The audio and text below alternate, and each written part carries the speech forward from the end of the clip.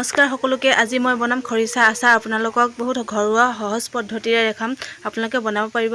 তাৰ বাবে মই বাঁহগাজ দুটা কাটি আনিছোঁ। দুটা কাটি পিনি মই এতিয়া ৰুকনিত পিচি ল'ম। প্ৰথমতে তাৰ বাকলিটো ডাঠ অংশটো কাটি লৈছোঁ। বেছিকৈ ডাঠ হ'লে খৰিচাটো খাবলৈ বেয়া হ'ব, সেইকাৰণে অকণমান কোমল হ'লে ভাল হয়। সেইকাৰণে ওপৰৰ ছাইডটো মই কাটি লৈছোঁ অলপমান। আপোনালোকে এনেকৈ কাটি ল'ব। সম্পূৰ্ণ সহজ পদ্ধতিৰ খৰিচা আচাৰ বনাম আজি। আপোনালোকে চাবচোন মই কেনেকৈ আচাৰটো বনাওঁ। এয়া মই ওপৰৰ অংশটো কাটি লৈছোঁ এতিয়া ধুনীয়াকৈ। এতিয়া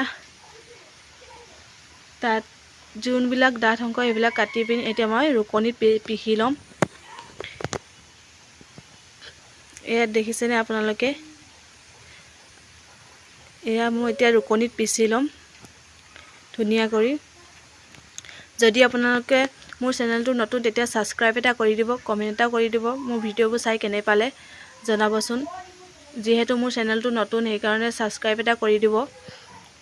আপোনালোকে আজি চাবচোন মই কেনেকৈ বনাওঁনো। এয়া মোৰ ৰুকি হৈ গ'ল। এতিয়া মই ইয়াত অলপমান নিমখ আৰু হালধি মিক্স কৰি সানিম। এয়া ধুনীয়াকৈ কাটা হৈ গৈছে মিহি কৰি। এনেকৈ অলপ দেৰি থৈ দিম। থোৱাৰ পিছত অকণমান কালাৰটো আহিব কাটাৰ পিছত। এয়া দেখিছেনে কালাৰটো আহিছে। এতিয়া মই ইয়াত ঢালিম হালধি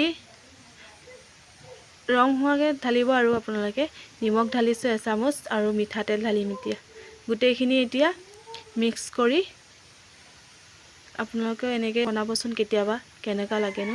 এয়া মোৰ মিক্স কৰা হৈ গ'ল, দেখিছেনে? এনেকৈ এতিয়া বটলত বহু দিনৰ কাৰণে থ'ব পাৰিব।